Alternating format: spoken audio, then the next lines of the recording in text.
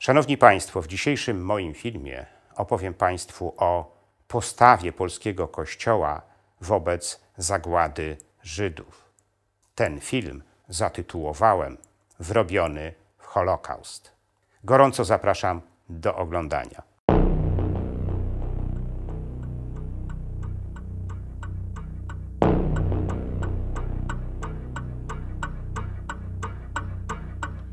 Jerzy Giedroyć stwierdził kiedyś, że problemem polskiej historii jest to, że jest ona wyjątkowo zakłamana.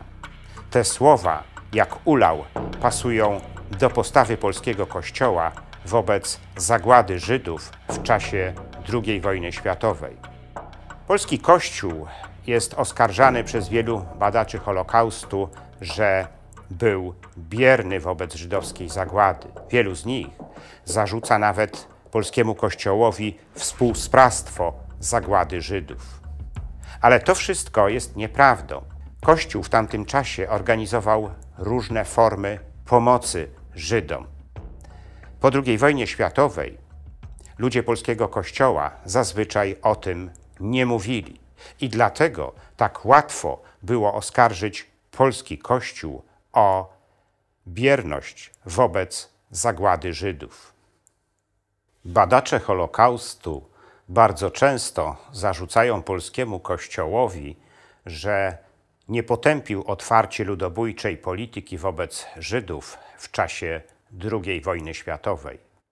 Poniekąd jest to faktem, ponieważ rzeczywiście nie było oficjalnego stanowiska polskiego Kościoła w tej sprawie, ale otwarte potępienie przez niego polityki wobec Żydów byłoby w tamtych warunkach politycznych niemożliwe, albowiem jednoznaczne przeciwstawienie się Niemcom w ich polityce wobec Żydów oznaczałoby dla polskiego Kościoła również zagładę.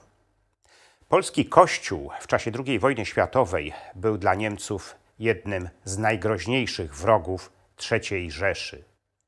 Z tego tytułu spotykały go surowe represje. Te represje najpierw dotknęły Kościół na Górnym Śląsku, Pomorzu i w Wielkopolsce, terenach, które zostały bezpośrednio włączone do III Rzeszy. Potem te represje dotknęły również Kościoła na terenach Polski, które zostały włączone do niemieckiego generalnego gubernatorstwa. Polskie duchowieństwo było grupą społeczno-zawodową, represjonowaną w równym stopniu co polska inteligencja. Spośród ponad 10 000 księży parafialnych z rąk niemieckiego okupanta zginęło prawie 2000. Zginęło również 7 polskich biskupów, 850 polskich zakonników oraz prawie 300 polskich sióstr zakonnych.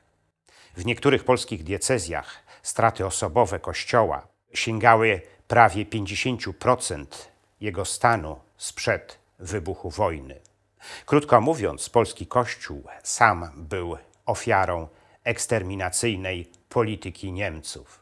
Nie mógł więc otwarcie przeciwstawić się tej ich polityce, zwłaszcza w tak kluczowej dla nich kwestii jak kwestia żydowska. Polski Kościół postanowił więc skupić się na organizowaniu tych form pomocy Żydom, które były wówczas możliwe do zrealizowania. Polscy biskupi kierowali do podległego duchowieństwa apele, aby nie pozostawało ono bierne wobec zagłady Żydów i aby skoncentrowało się na zorganizowaniu możliwych form pomocy dla nich. Takie apele do podległego duchowieństwa kierowali między innymi biskup kielecki Czesław Kaczmarek, biskup częstochowski Teodor Kubina, biskup sandomierski Jan Kanty Lorek oraz arcybiskup warszawski Antoni Szlagowski. Biskupi apelowali również do wiernych, aby swoim zachowaniem nie włączali się do polityki niemieckiego okupanta wobec Żydów. Biskup łomżyński Stanisław Kostka-Łukomski w swoich kazaniach wzywał wiernych do tego, aby nie grabili cudzego mienia, nie dopuszczali się morderstw i innych zbrodniczych czynów, które wpisywałyby się w niemiecką politykę wobec Żydów. Wielu polskich biskupów było bezpośrednio zaangażowanych w organizowanie różnych form pomocy Żydom. Niektórzy z nich nawet sami ukrywali Żydów. Jednym z takich biskupów był arcybiskup Lwowa Bolesław Twardowski. Ale polscy hierarchowie usiłowali również wpłynąć na postawę Watykanu w kwestii żydowskiej. Takie działania podejmował między innymi arcybiskup krakowski książę Adam Sapiecha, który wielokrotnie kierował apele do papieża Piusa XII, aby ten zajął bardziej otwarte stanowisko w kwestii masowej zagłady Żydów. Być może to właśnie z tego powodu papież Pius XII w swoim bożonarodzeniowym orędziu w grudniu 1942 roku nazwał oprawcami tych, którzy mordują ludzi ze względu na ich rasę, narodowość i wyznanie. Takie słowa w ustach głowy Kościoła Powszechnego były jednoznacznym potępieniem żydowskiej zagłady. Ale w organizowanie pomocy Żydom w czasie II wojny światowej było zaangażowanych wielu zwykłych polskich księży. Nawet takich, których postrzegano jako antysemitów. Jednym z takich księży był Stanisław Trzeciak z warszawskiej parafii świętego Antoniego. Ksiądz Stanisław Trzeciak organizował fałszywe dokumenty dla żydowskich dziewczynek, dzięki którym mogły one zostać umieszczone w internacie Szkoły Sióstr Niepokalanego Poczęcia Najświętszej Maryi Panny w Warszawie. Pomocy Żydom udzielali również inni warszawscy kapłani. Byli wśród nich ksiądz Marceli Godlewski, proboszcz warszawskiej parafii Wszystkich Świętych oraz ksiądz Karol Niemira, rezydent warszawskiej parafii świętego Augustyna. W pomoc Żydom zaangażowani byli również księża Władysław Korniłowicz i ksiądz Jan Ziaja, już przed wojną znani warszawscy kapłani. Ale pomocy Żydom udzielali również księża z podwarszawskich parafii. Jedną z najbardziej zasłużonych postaci był ksiądz Ludwik Wolski, proboszcz parafii w Otwocku. Ksiądz Wolski wystawiał żydowskim dzieciom fałszywe metryki chrztu, a potem po likwidacji otwockiego getta ukrywał wielu Żydów na swojej plebanii. Pomocy Żydom udzielało również wielu księży z innych polskich diecezji.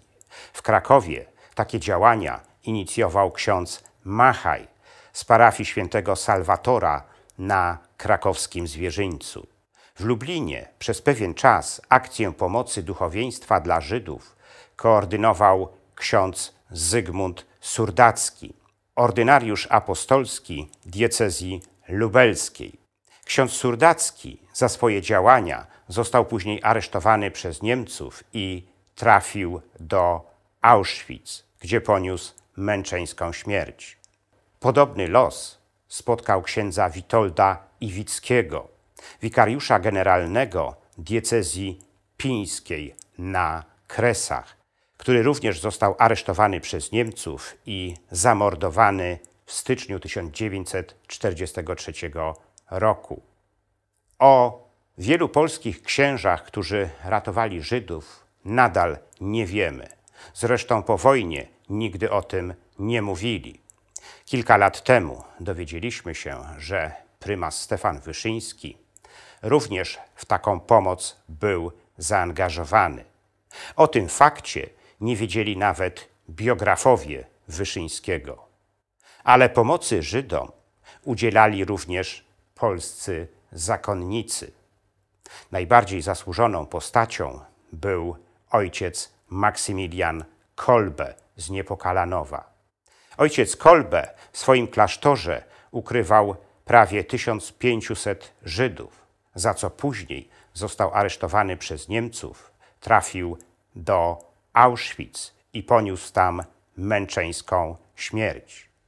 O losach ojca Maksymiliana Kolbe wiemy stosunkowo najwięcej. Znacznie mniej wiemy o innych polskich zakonnikach, którzy ratowali Żydów. Ale największe zasługi w ratowaniu Żydów przed zagładą miały polskie siostry zakonne. Praktycznie we wszystkich klasztorach i domach zakonnych ukrywane były żydowskie dzieci. Benedyktynki, szarytki, niepokalanki z wielką ofiarnością ukrywały żydowskie dzieci w myśl zasady, że kto ratuje jedno życie, ratuje cały świat.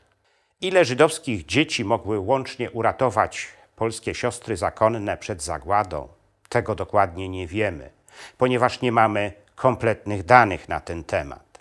Ale Irena Sendlerowa, niezwykle zasłużona na tym polu, twierdziła, że tylko w uratowanie 1200 żydowskich dzieci z warszawskiego getta zaangażowanych było prawie 200 klasztorów i domów zakonnych. Najwięcej żydowskich dzieci uratowały siostry franciszkanki ze zgromadzenia rodziny Maryi, które uratowały co najmniej 500 żydowskich dzieci. Przechowywanie dzieci w klasztorach z reguły owiane było wielką tajemnicą. Czasami o tych dzieciach wiedziały tylko siostry, ale wiele polskich sióstr za ukrywanie żydowskich dzieci poniosły męczeńską śmierć. Nie ulega wątpliwości, że wszelkie formy pomocy Żydom, jakie podejmowane były przez ludzi polskiego Kościoła, były aktem wielkiej odwagi. Polska była jedynym krajem w Europie, gdzie za pomoc Żydom groziła kara śmierci. Tą karę śmierci Niemcy w sposób bezwzględny egzekwowali od lata 1942 roku, gdy zaczęła się żydowska zagłada. To właśnie dlatego te wszystkie formy pomocy Żydom, jakie podejmowali ludzie polskiego Kościoła, były aktem niesamowitego bohaterstwa. Spośród ponad 27 000 ludzi, jacy zostali uhonorowani medalem Sprawiedliwy wśród Narodów Świata przez Żydowski Instytut Yad Vashem, jest prawie 7 000 Polaków. W tej liczbie znajduje się 28 polskich księży i prawie 40 polskich zakonnic. To i tak niewielka część spośród tych ludzi polskiego Kościoła, która w czasie II wojny światowej ratowała Żydów przed zagładą.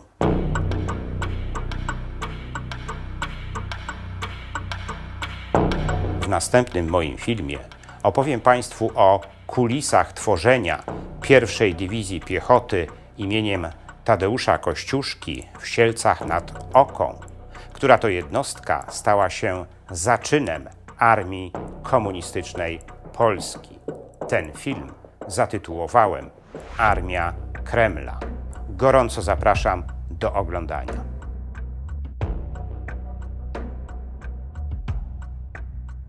Drodzy widzowie, bardzo dziękuję za wpłaty i wszystkie komentarze, jakie znajdują się pod moimi filmami. Chciałbym dalej rozwijać kanał, aby lepiej spełniać Państwa oczekiwania. I dlatego zwracam się do Państwa o dalsze wspieranie kanału Zakazane Historie. Można to zrobić, dokonując wpłaty bezpośrednio na konto albo za pośrednictwem serwisu PayPal lub platformy patronite.pl. Wszelkie informacje na ten temat znajdują się w opisie pod filmem.